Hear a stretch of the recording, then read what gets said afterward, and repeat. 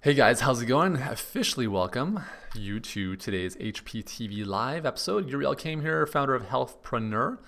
And if you're watching this replay on YouTube, we have just a special announcement for you that we are now conducting all of these Healthpreneur live hangouts inside of our Healthpreneur community on Facebook. So if you're not a member of it, if you're a health or fitness professional, health crusader, health nutrition or food blogger, or somebody in our space who wants to make people's lives better, then join us inside the Healthpreneur community. It's totally free, but I'm basically kind of keeping some of our best content inside of there. So you can go to urielcame.com/HP, and that will give you access to join us inside the private community on Facebook. Now, if you're watching with me live in vivo on the Facebook group, then I want to share with you what we're going to be talking about today, which is pretty cool. So we're going to be talking about the oldest rule in advertising that almost every business owner forgets.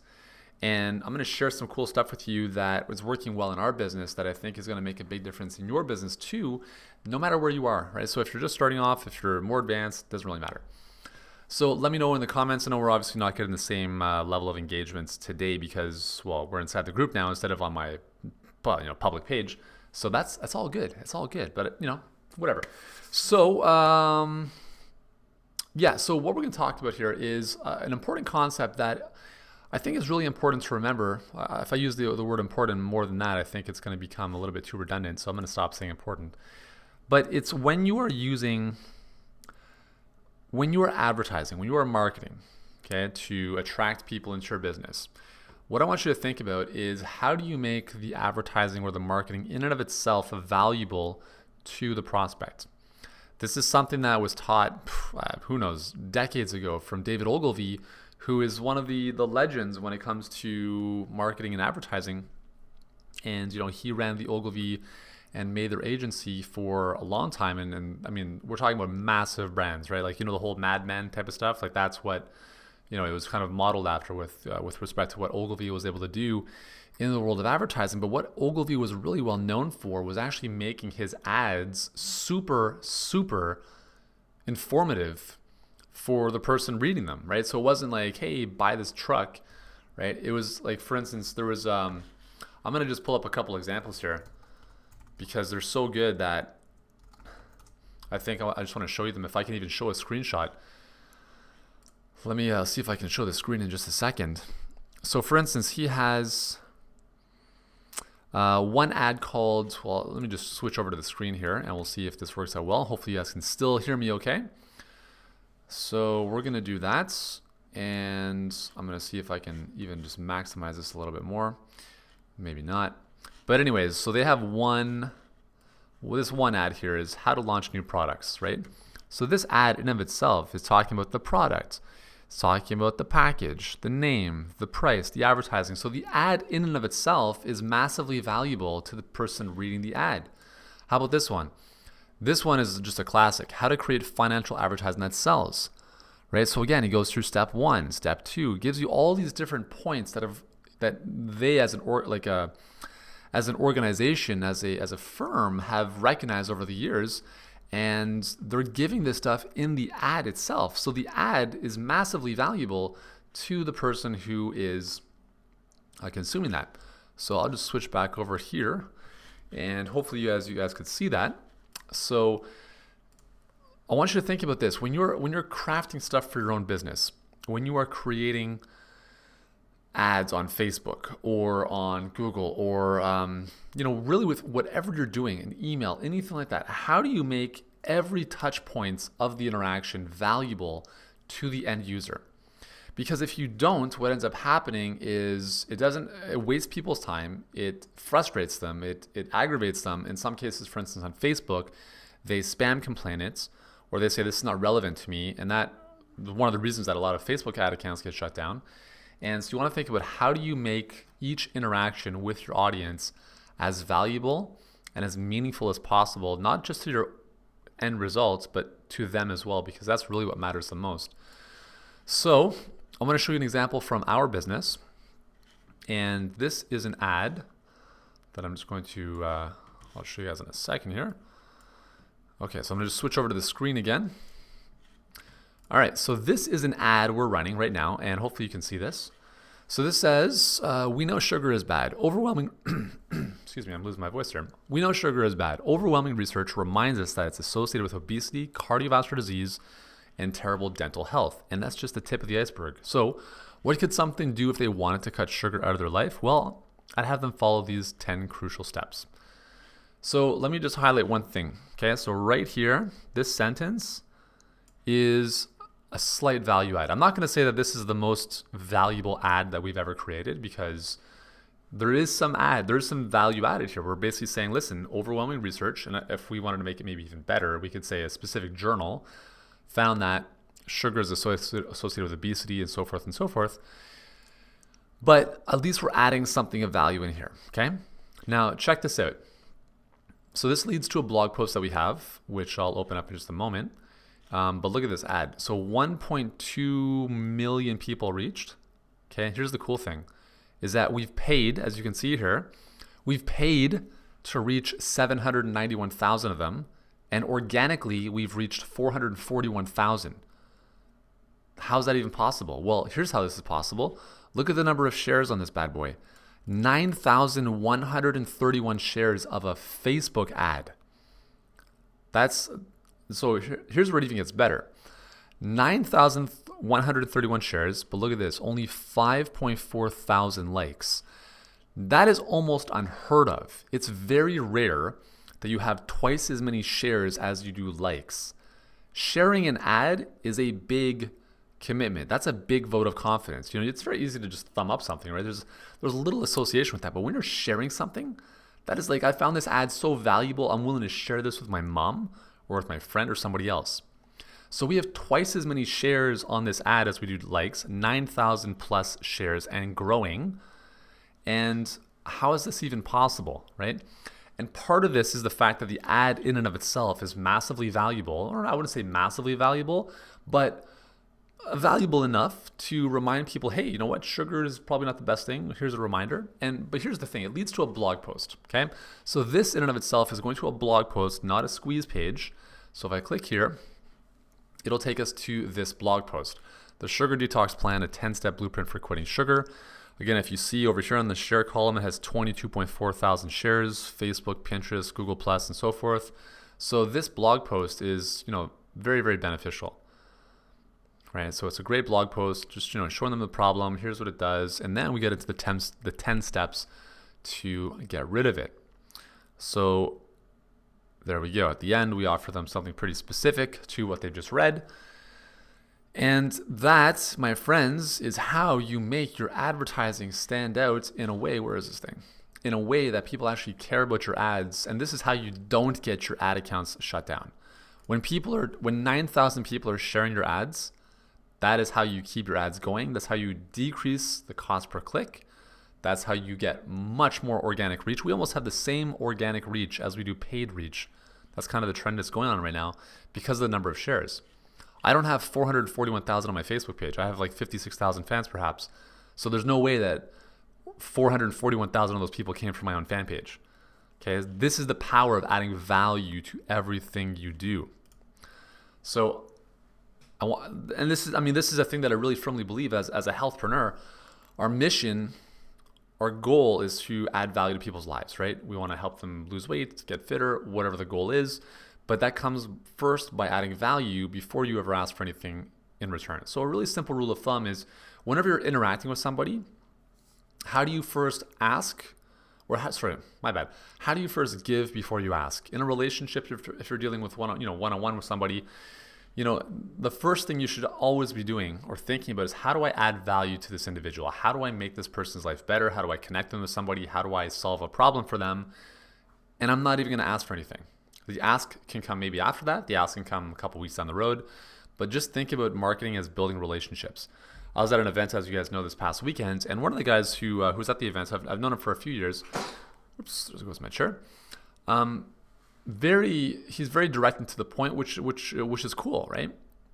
But he came to the event, and I think part of the reason was because he had a big launch that was happening like this week, and he wanted to recruit more joint venture partners, which he openly said in front of the whole room. So his whole demeanor there was about, hey, I've never met you, but do you want to promote my launch. And that's just not a good way of doing business. That's not a good way of even just, within the business to business community, that's just not a very smart approach. So whatever you're doing, like whatever your ulterior motive is, just, keep it in the background for a while, right? Always look at adding value, adding service, or being of service to other people. So I hope that makes sense for you guys, which I'm sure it hopefully does because you guys are smarty pants. What's going on, Carter? How you doing, buddy? Just gonna have some of my apple cider vinegar. I was just doing another live hangout on my fan page, and I had a sip of this, and it was so strong. I was like, did I even put water in this thing? Oh yeah, still very potent. Okay, so I have another note. I'm just I don't even know why I don't have this page opened up yet, but a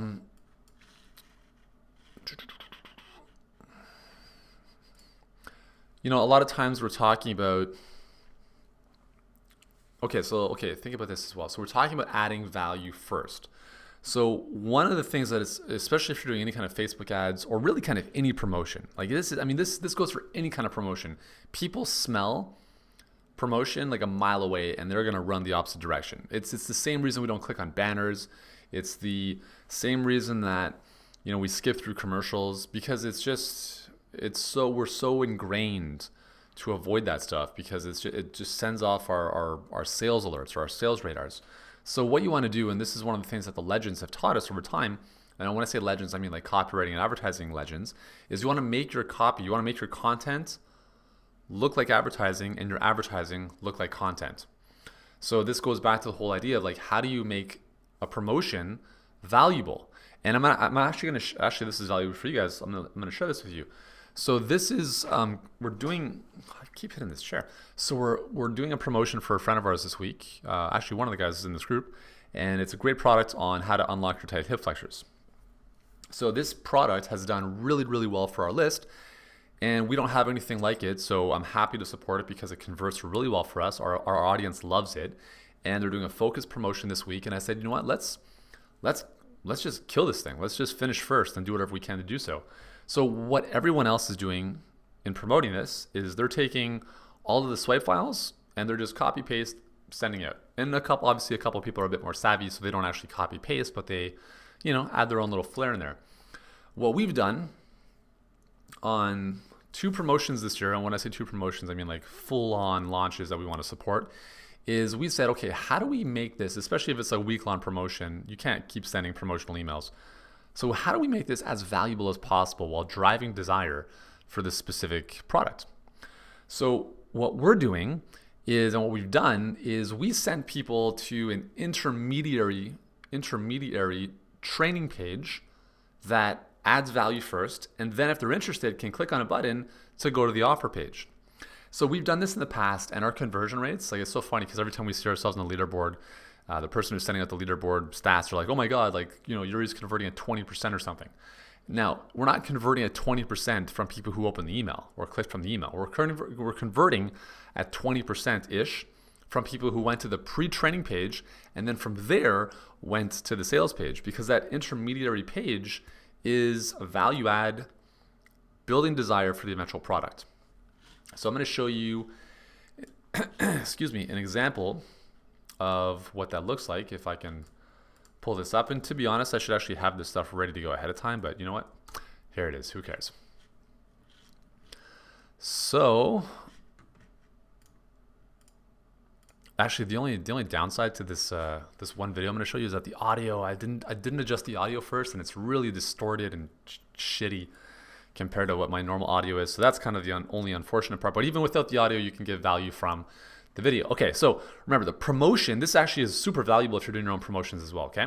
So the promotion is for a hip flexor / low back pain product to help alleviate a lot of the tension and tightness in there. And so instead of sending email to the offer, here's what we're doing. So I'm going to share my screen. So people open their email, and it would be an email that says like do this one movement or this non-movement exercise to relieve tight hips and back pain. So it takes them to this video, and basically I'm showing them how to sit in a deep squat and why that's important. And then I'm showing them different variations where they can hold on to whatever. But here's the thing, okay? See this little button that just popped up here? At about 30 seconds or so, we've tried leaving it longer, but again, people leave the page soon, so we're just gonna keep it at 30 seconds. At this point, we're now giving them the option to click over to the sales page, okay? But now we've given them several minutes of value. We've given them an amazing exercise to try to do to help opening up their hips and why it's valuable and why tight hips happen in the first place. And then I basically say, hey, listen, if you've got tight hips, if you've got low back pain, my friends Mike and Rick have a great program. And the reason I'm suggesting you grab it is because I don't have anything in my wheelhouse that's like that. And right now they're running a special post-Halloween, sale. You can grab it for a couple bucks.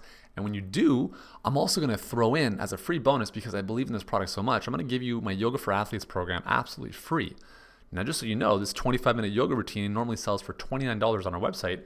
But if you have Mike and Rick's program today, you'll get it as a free bonus. Sound good? Just click on the button below this video and it'll take you over to the page. So they do that and they click over to this sales page, right? So now they're on a sales page. They're a little bit more primed and ready to take action. And this page in and of itself, I mean, this has made them millions of dollars just because they've optimized and tested everything with cold traffic and so forth. But again, we don't have anything that's like this. So for us, it's a natural recommendation. What's cool is that what's very interesting for me is that like this page is speaking to a lot of buffed guys and girls, but our list is not that. Our list is like full of menopausal women for the most part. So it's interesting that they still convert on this. So that is basically how we're running this promotion. And once again, that's just another another way of thinking about how do you make your advertising look like content, right? So it's not a bait and switch. Like even if they don't buy the program, they're getting tremendous value from that one video. They're like, oh, that's a great exercise I never even thought of doing. Let me give that a shot. So what we're doing is throughout the week, it's a week-long promotion, and I've shot 3 of those videos. So one of them is this exercise, one of them is another exercise to activate dead glutes or dormant glutes, and the third one is a stretch to open up tight hip flexors. So those 3 videos are massive value adds. And here's the other cool thing, okay, from a strategic standpoint, is that when you're sending your list an email, not everyone cares about the same thing. So when I'm sending an email that says, got back pain, or, do this one exercise to relieve tight hips, people who click on that are most likely interested in that topic. The people who don't, especially if we're sending 3 of those types of emails, if they don't click on those emails after 3 times, we're basically saying, okay, listen, you're not interested in this stuff. Maybe you're interested in recipes, okay? So what we would do with this promotion is that we use this content, these initial content pieces, as a filter, where we say, listen, great content, great content, great content. The rest of the promotion, we now send more targeted promotional emails only to the people who clicked or opened those initial content emails. Does that make sense? So we're using this content as a way of segmenting our list to only speak to those people who are interested in this topic. Because if we have 200,000 people on our list, there's no sense in, I guarantee you, not all 200,000 people are interested in a hip unlocking program. There might be 10,000. And here's the thing, is we tend to think of, oh my God, I'm only gonna send this to 10,000 people instead of my full list. It's not gonna perform as well. Well, the reality is that 80% of the results are always gonna come from 20% of the people. So even if there's only 10,000 people on your list who care about this, out of 200,000 plus, even if you send your emails to 200,000 people all the time, those same 10,000 people are the ones who are going to respond anyways. And for us, we're using a company called Maripost to send out emails, and they're very expensive. We pay per send, which means that if we send out 200,000 emails, we're paying for 200,000 emails. If we send out 10,000 emails, we only pay for 10,000 emails. So it's like sending out direct mail. You have to be a lot smarter with what you're doing. And for us, that's why segmentation is really important, because we don't want to be paying for 200,000 emails if half those people don't even care about what we're sending it to them, right? So we want to use this as a filtering and segmentation process to get better results, pay less with our own email provider, and not piss off our list, right? We only want to say, listen, you said you're interested in this stuff, so we're going to give you some more awesome stuff about this. And if you're not interested after 2 or 3 emails, then we're not going to keep sending you this stuff. Does that make sense? So this is something that not a lot of people do because it's just very, how do you say, I guess it's not as, there's a little bit more work involved than like copy paste swipe emails. So, naturally people don't want to do that. I'm sorry, I just had some people come into the group here. I'm just going to approve them. So if you're watching this and you've just joined us, I apologize if you've missed a few minutes. Ross, what's going on? Jennifer, what's going on, girl? Long time no see. Hope all is well. Hope you're doing great. Michael, so any ideas how you could use Facebook to give, and then ask for an in-person business instead of an online business such as personal training or physical therapy? Yeah. Well, it's the process is the same, right? Now, is this in-person business? Is this like a high-end type of thing, or is this like a one-on-one type of phone thing, or is this like in person? Or if you can give me some more detail on that, that'd be awesome. But let's say it is a higher end type of offering, right? So for instance, like with our masterminds and workshops, it's by invitation to apply only, right? We don't really make this public. And there's a very specific way that we're positioning these workshops because, yeah, so for instance, Michael, what I would do for you is look at, you add value, you build the relationship online, right? You build that know, like, and trust to the point where they're just like, wow, this person's amazing. And then what you want to do is you really want to offer them an opportunity to apply to even have you consider working with them. If you're offering high-end stuff, it's very different from Walmart stuff. Walmart is like, hey, sale is on now, go get them, all that good stuff. My health business is not super high-end stuff, right? So we'll do sales and discounts occasionally. We'll do promotions. We'll add in some bonuses, whatever. Now, if I were to take any of those people into a high-end coaching program or a high-end type of offer, I don't know if our list would necessarily resonate with it, but there definitely would be a few. And what you would want to do for you is you would basically send them an email, like a personal email saying, hey, listen, good news, you've been invited. And it's like you just continue saying, hey, listen, you basically want to position your services like the Amex Black Card. Like it's like you are lucky that you received an invitation to apply to even work with me because of this, and this is one of the most exclusive opportunities that other people have tried to get into, but they can't. And so you're using a massive amount of exclusivity and takeaway, and it's a very different position than, okay, we'll fit you in, no problem, it's all good.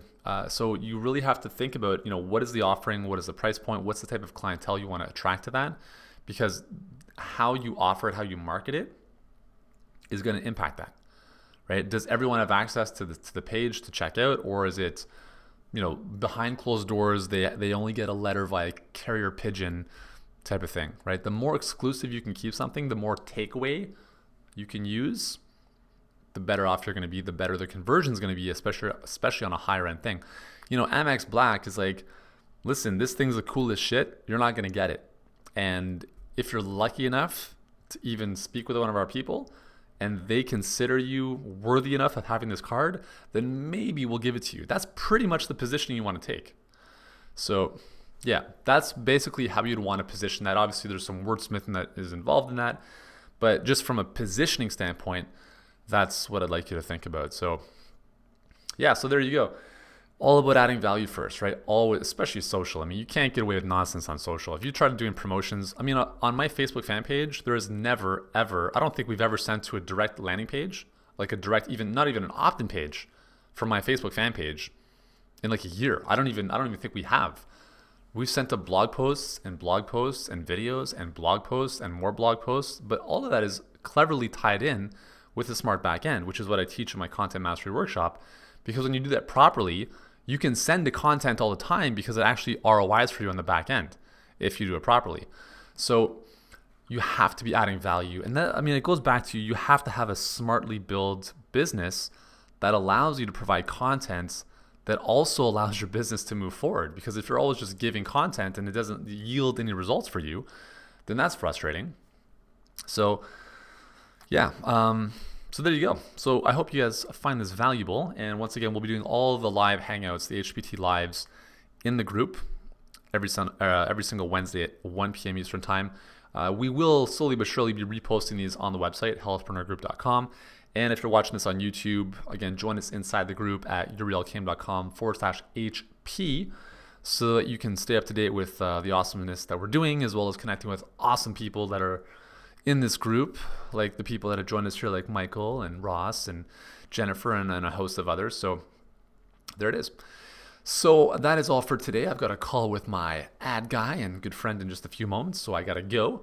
But hope you guys find this valuable. If you've enjoyed it, let me know your feedback, your comments in the comments below.